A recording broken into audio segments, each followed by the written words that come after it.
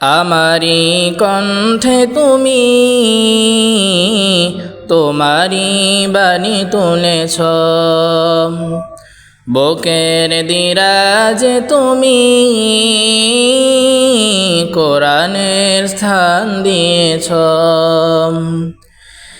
এত ভালোবাসো কেন মানিক আমায়, কি করে শুকুর তার করি আদায়। এত ভালোবাসো কেন মানিক আমায়, এত ভালোবাসো কেন মানিক আমায়। পৃথিবীর দিকে দিকে অজুদের দেম, কণ্ঠ আমার নামে তোমার গীতে।